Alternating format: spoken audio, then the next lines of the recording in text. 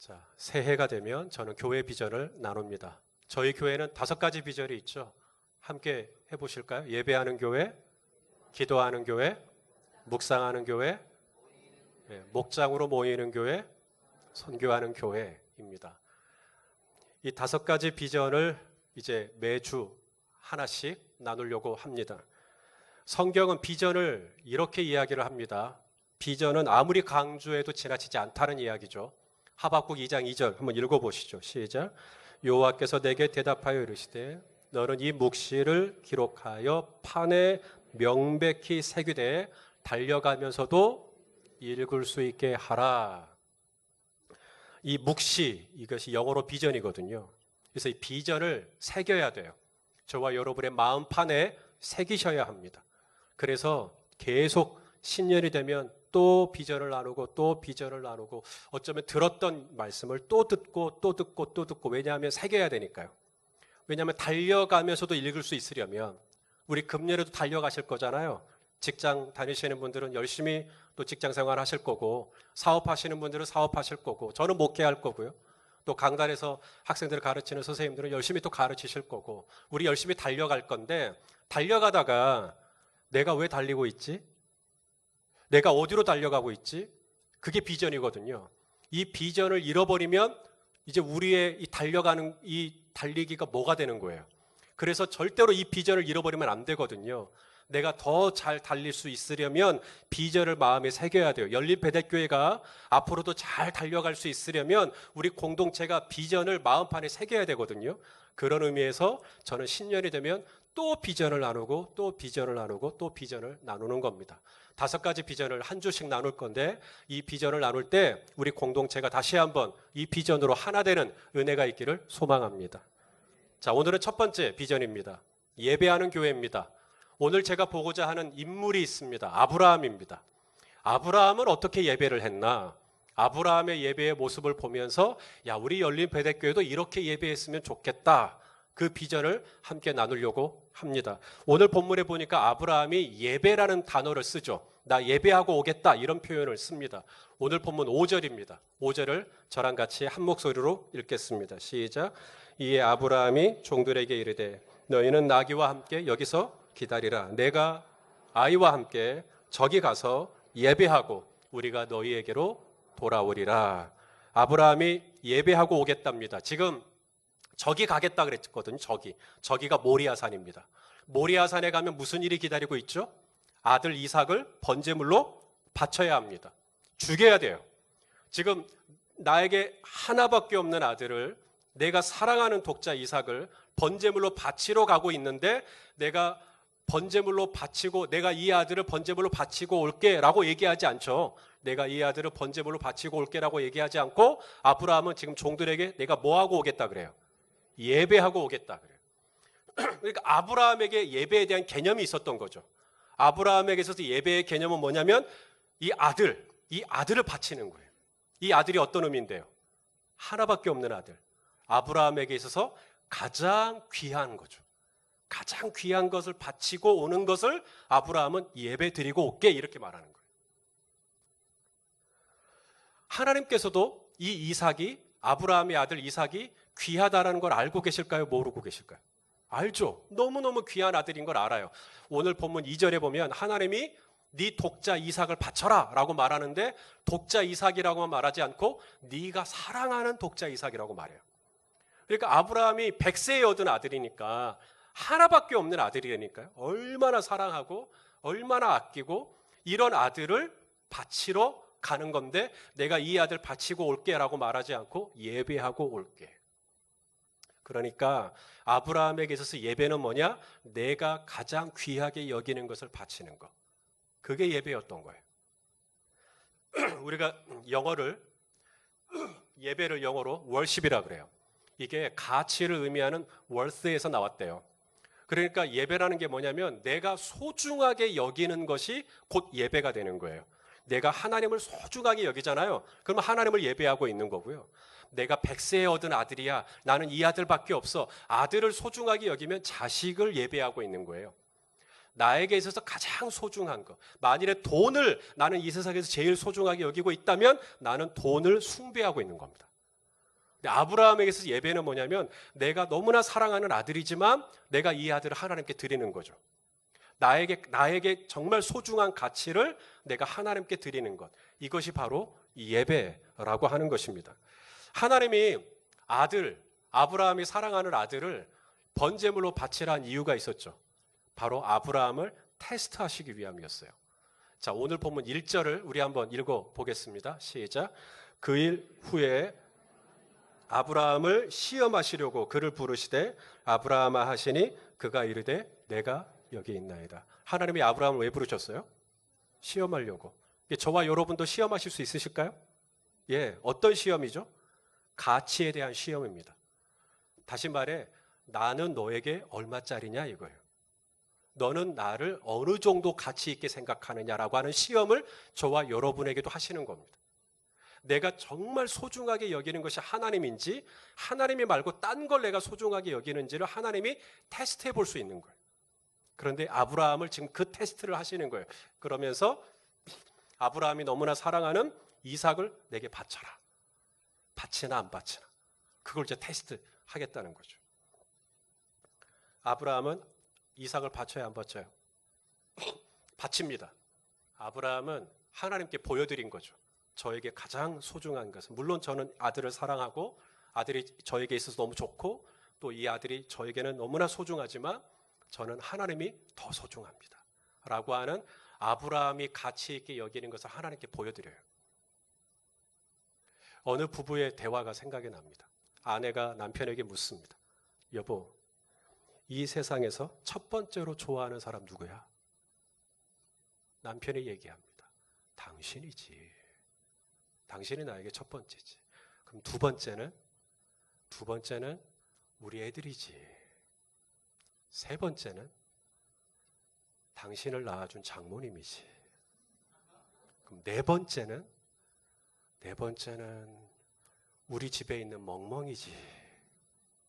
다섯 번째 우리 엄마? 이렇게 된 거예요. 이런 대화를 나눌 때 꼭 듣고 있는 분이 계시죠? 우리 엄마.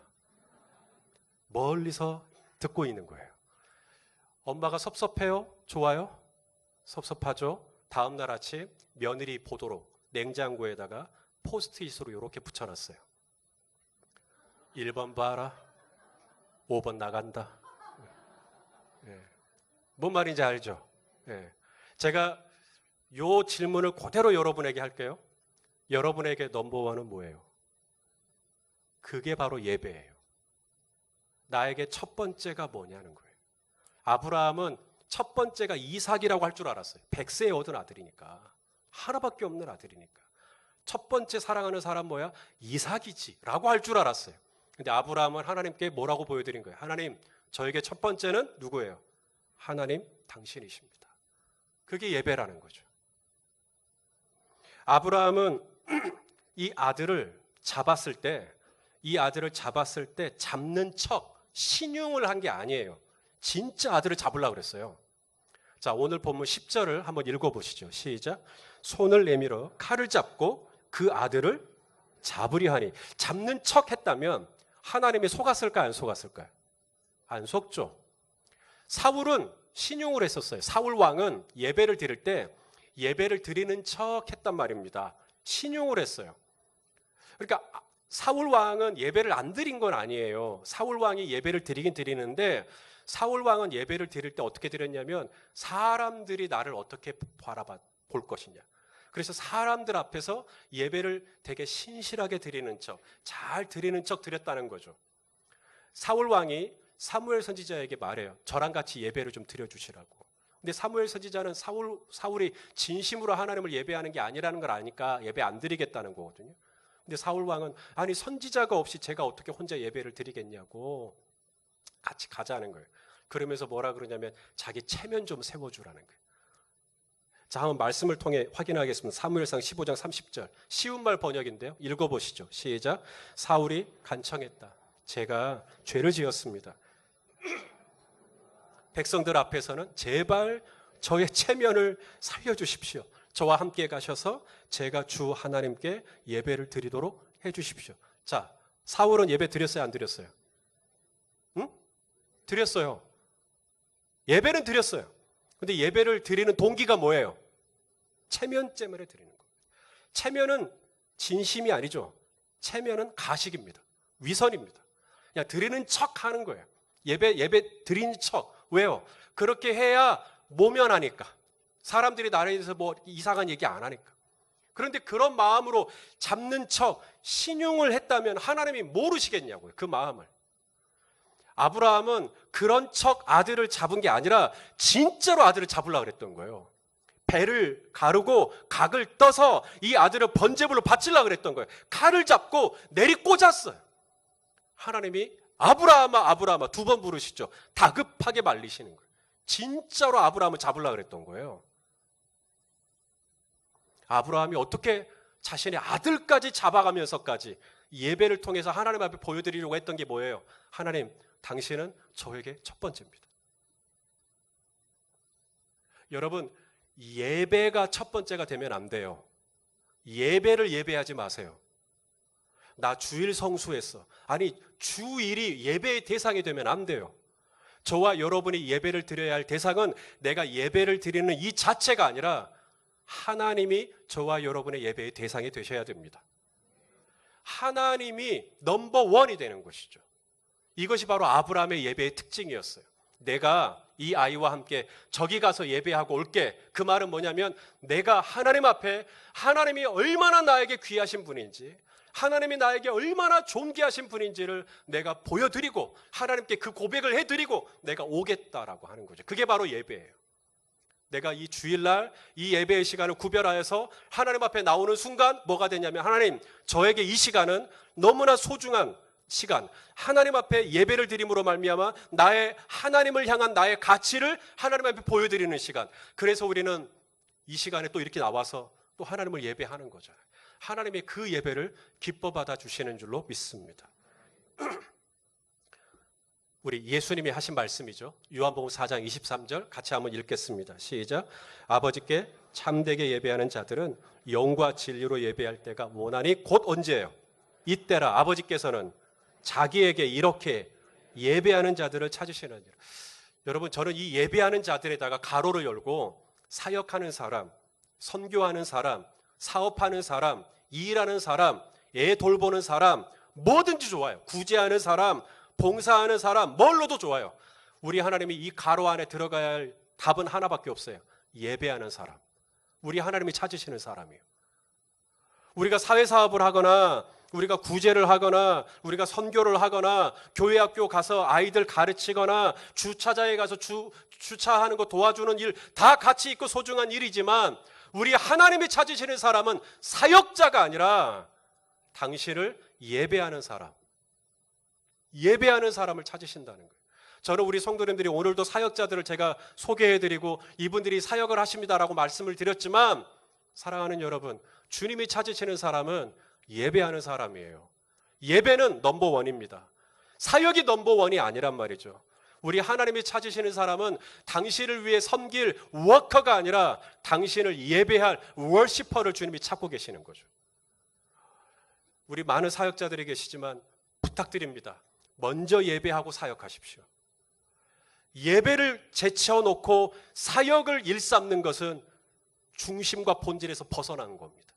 하나님이 저와 여러분을 청지기로 사역자로 부르셨다면 저와 여러분의 프라이오리티는 먼저 하나님을 예배하는 거예요. 내가 저기 가서 예배하고 돌아오겠다는 거예요. 아브라함이 하나님을 어떻게 예배했는가? 하나님, 당신은 나에게 넘버원입니다. 이게 아브라함의 예배였어요. 이것이 저희 공동체의 비전이 될 수 있기를 소망합니다. 예배를 제쳐놓고 공개를 일삼는 것은 옳지 않아요.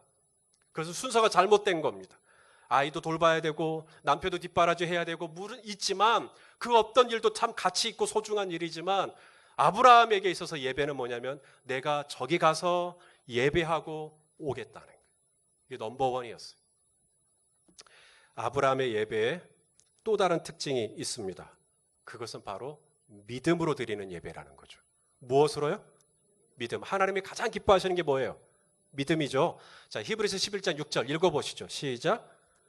믿음이 없이는 하나님을 기쁘시게 하지 못하나니 하나님께 나아가는 자는 반드시 그가 계신 것과 또한 그가 자기를 찾는 자들에게 상 주시는 이심을 믿어야 할지니라. 하나님께 나아가는 자, 월시퍼입니다. 예배하는 사람이에요. 하나님께 나아가는 자, 예배하는 자에게 가장 중요한 거 뭐가 없으면 안 돼요? 믿음이 없으면 안 돼요. 믿음이 없이는 하나님을 기쁘시게 할 수가 없어요. 그래서 하나님이 당신에게 나아오는 예배하는 자들을 향하여서 가장 찾는 게 뭐냐면 믿음 있니? 이거예요. 믿음. 나를 신뢰하느냐라고 하는 거거든요. 아브라함은 오늘 하나님을 예배할 때 어떻게 예배하냐면 믿음을 드리면서, 믿음을 보이면서 예배를 드렸다는 거죠. 아브라함의 믿음, 어떤 믿음이었을까요? 자, 그 얘기를 이제 하겠습니다. 이삭이 아버지랑 같이 모리아산으로 올라가는데 칼도 있고 불도 있고 나무도 있고, 근데 번제할 양은 없어요. 아브라함이 이삭에게 그랬을 거잖아요. 아들아, 우리 하나님 번제 드리고 오자, 예배 드리고 오자. 그러자 아들이 묻습니다. 아니, 번제할 양은 안 보입니다, 아버지. 번제를 드리려면 양이 있어야 되는데 양이 왜 없습니까? 아빠의 입장에서 네가 바로 재물이다 라는 말을 어떻게 해요? 내가 오늘 너 잡으러 간다, 이 얘기를 어떻게 합니까? 그래서 아브라함이 이삭에게 이렇게 이야기를 합니다. 여기에 아브라함의 믿음이 포함되어 있는 거예요. 아브라함의 믿음이 반영되어 있는 그의 고백을 같이 한번 읽겠습니다. 8절입니다. 시작. 아브라함이 이르되 내 아들아, 번제할 어린 양은 하나님이 자기를 위하여 친히 준비해 주실 거야. 아멘. 이게 아브라함의 믿음입니다. 하나님이 준비해 주실 거야. 자, 여러분 따라서 합시다. 하나님이 준비해 주실 것이다. 여러분 이거 새기세요. 다시 한번. 하나님이 준비해 주실 것이다. 여러분 이 믿음을 가지고 가십시오. 하나님이 준비해 주실 거야. 이게 아브라함의 믿음이었어요. 뭘 준비한다는 거예요? 아브라함은 지금 모리아산으로 가는 이유가 뭐예요? 지금 이 아들 이삭을 번제물로 바치려고 가고 있는 겁니다. 바치는 척이 아니라 진짜로 바치려고 가고 있는 거예요. 여러분, 이 아들을 번제물로 바쳐버리면 이제 아브라함은 뭐가 남죠? 하나밖에 없는 아들이거든요. 여러 아들 중에 한 명이 아니라 그냥 하나밖에 없는 독자예요. 이 아들을 하나님께 이제 번제물로 바쳐버리면 아들을 죽인다는 이야기인데, 그러면 이제 아브라함은 뭐가 남죠? 하나님은 아브라함에게 이런 약속을 하셨었잖아요. 너와 네 후손에게 이 땅을 주겠다고. 분명히 그렇게 약속해놓고, 그래서 후손인 아들을 주신 거잖아요. 약속의 아들, 언약의 아들. 그래서 내게 후손을 주셨는데 오늘 하나님은 또 뭐라 그러냐면 그 아들을 바치라는 거예요. 그러면 이 하나밖에 없는 아들을 바쳐버리면 이제 나와 내 후손에게 이 땅을 주시겠다는 하나님의 약속은 어떻게 성취되는 거냐고요. 이해가 안 가죠? 논리에 안 맞죠? 주실 때는 언제고 또 가져가셨냐는 거죠. 아브라함은 하나님께 어떻게 순종했을까요? 이해가 돼서 순종한 게 아닙니다. 이게 합리적으로 이건 맞아. 그래서 이게 설득이 돼갖고 아들을 바친 게 아니라고요. 아브라함은 아들을 어떻게 바쳤어요? 믿음으로 바쳤어요. 어떤 믿음? 하나님께서 준비해 주실 거야. 뭘 준비해 주신다는 걸까요? 수풀에 걸린 순양? 아브라함은 뭔가 이 아들 말고 뭔가 하나님이 다 준비해 놓은 그걸 기대하고 아들을 죽이려, 그럼 아들을 죽이는 척 하는 거죠, 그건. 아브라함은 진짜로 아들을 죽이려고 그랬어요. 그리고 아브라함은 하나님이 뭔가를 준비해 주실 거라는 걸 알았는데 도대체 아브라함이 준비해 주실 거라고 했던 그 준비의 내용은 무엇이었을까요? 히브리서 기자가 이렇게 이야기를 합니다. 자, 히브리서 11장 17절 19절까지 말씀입니다. 같이 한번 읽겠습니다. 시작. 시험을 받을 때 믿음으로 이삭을 드렸으니 그가 하나님이 능히 이삭을 죽은 자 가운데서 다시 살리실 줄로 생각한지라. 비유컨대 그를 죽은 자 가운데서 도로 받은 것이니라. 이게 아브라함의 믿음이에요. 그러니까 내가 이 아들을 죽이면 그 다음에 하나님이 어떻게 하신다고요? 이 아들을 다시 살리실 거예요. 이게 아브라함의 믿음이에요. 여러분 이런 믿음 가지고 아들 죽이실래요? 이런 믿음 가지고 배를 가르실래요? 하나님이 하연아 너를 다시 살리실 거야. 그리고는 배를 가르면 어떻게 되겠어요? 그런데 아브라함은 그런 믿음을 가지고 있었다는 거예요. 나에게 하나밖에 없는 거 주님도 아시고, 내가 이 아들을 얼마나 사랑하는지 주님이 아시고, 주님은 나에게 분명히 이 땅을 내 후손에게 주겠다고 약속하셨고, 그런데 이 아들을 바치라고 하시고, 내가 이해가 되는 게 아니라 믿음으로 드리는 거예요. 하나님, 제가 이 아들을 바칩니다. 하나님께서 이후에 무슨 일이든지 하나님께서 가장 선한 것을 준비해 놓으셨을 줄로 믿습니다. 그리고는 아들을 바치는 거예요. 이게 아브라함의 믿음이었어요. 로마서는 아브라함의 믿음을 가리켜 바랄 수 없는 중에 바라는 믿음이라는 표현을 썼어요. 따라서 합시다. 바랄 수 없는 중에 바라는 믿음. 이게 무슨 말이냐면 희망이 끝난 곳에서 희망을 갖는 거예요. 아브라함의 나이 100살이에요. 100살. 아내 사라는 90살이고요. 경수가 끊어졌어요. 자연적으로 임신할 가능성은 더 이상 없습니다. 그런데도 아브라함은 믿음이 약하여지지 아니하고 하나님을 계속해서 기대하는 거예요. 왜냐하면 하나님 약속하셨으니까. 주시겠다고 했으니까. 그게 아브라함의 믿음이에요. 그러므로 아브라함은 계속해서 하나님 앞에 그런 믿음으로 나아가는 거예요. 이 아들을 바치라고요? 예, 바치겠습니다. 그러면 이 아들은 죽겠죠. 그러나 주님은 죽은 것으로 끝나는 게 아니라 그 이후에 주님이 뭔가를 준비해 놓으셨을 거라고 믿습니다 하고는 드리는 거예요. 그 바랄 수 없는 중에 바라며 하나님을 소망하며 하나님을 예배할 때 하나님은 이 아브라함의 예배를 기쁘게 연락하여 주신 줄로 믿습니다. 하나님이 우리에게 그런 예배를 기대하시는 거죠. 넘버 원, 하나님은 저의 넘버 원입니다. 두 번째, 하나님, 내가 하나님을 바랄 수 없는 중에 바랍니다. 자, 이제 마지막으로 저는 모리아에 대한 이야기를 좀 하려고 합니다. 지금 아브라함이 아들 이삭을 바치려고 하는 곳의 이름이 뭐죠? 예, 모리아입니다. 히브리 언어는 모리야입니다. 약간 다르죠? 모리야. 이게 무슨 뜻이냐면 하나님이 보고 계신다는 뜻이에요.